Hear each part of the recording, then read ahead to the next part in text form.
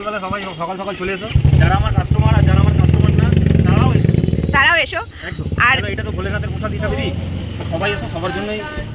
Good morning, happy Sunday.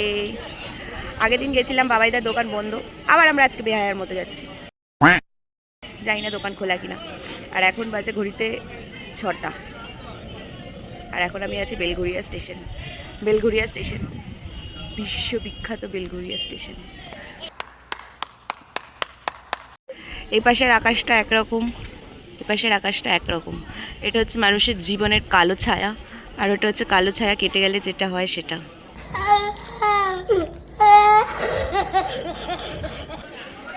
এই যে একজন পেছন চুলকাচ্ছে, একজন কোমরে হাত দিয়ে যাচ্ছে। ডিপ্রেশন।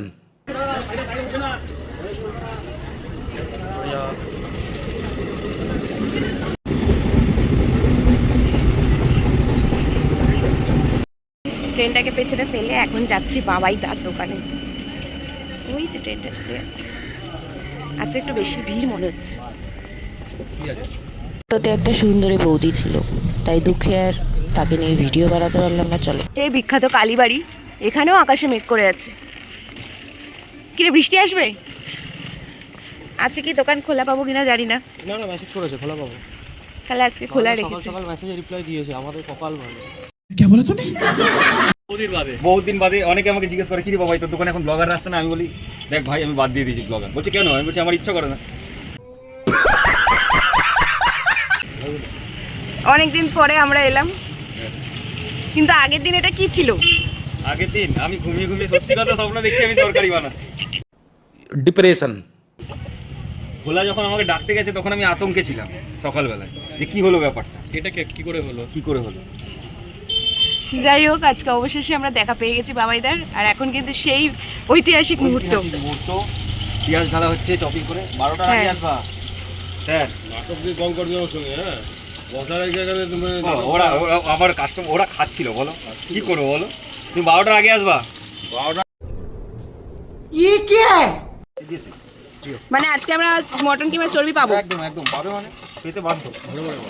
ভোরে ভোরে পাবো। হ্যাঁ অবশ্যই।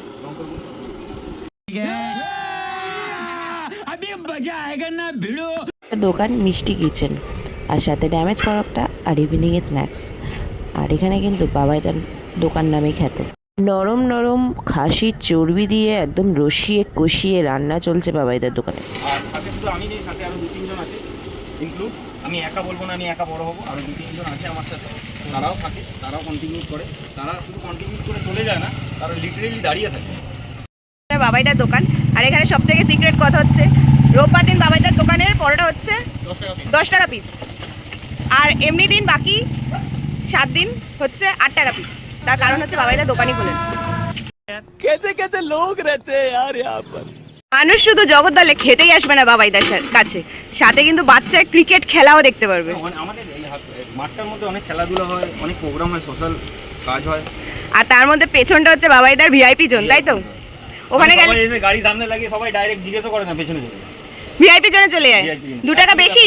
না না বেশি না, ব্যাপারটা কি বলতো, আগে একটা সময় ওটা তো কথার কথা বলতাম যে পেছনে ভিআইপি জোনে গেলে 1 টাকা বেশি। এখানে বাবাইদার দোকানে মটন থলথলে চর্বির ঘুগনি পুরো রেডি, দেখলেই পুরো থলথল করছে।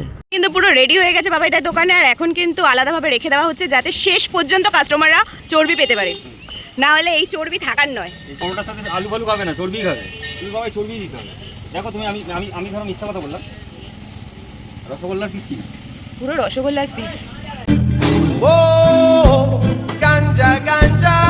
ঘুগনি রেডি, আর এখন পরোটা তৈরি হচ্ছে বাবাইদার দোকানে। আর এই যে তাওয়া বসে গেছে।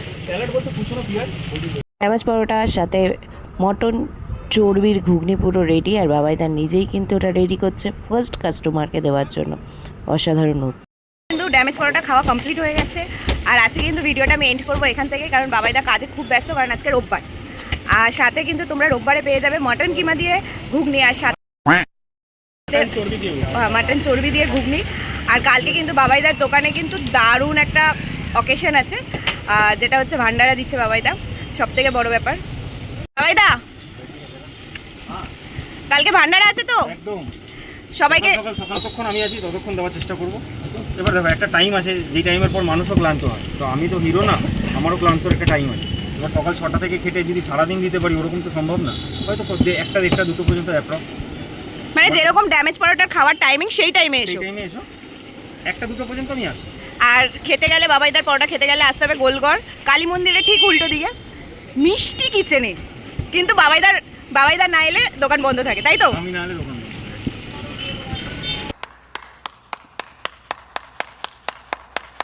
আমাদের শেষ হয়ে গেছে খাওয়া দাওয়া, ভিডিও করা, সমস্ত কিছু।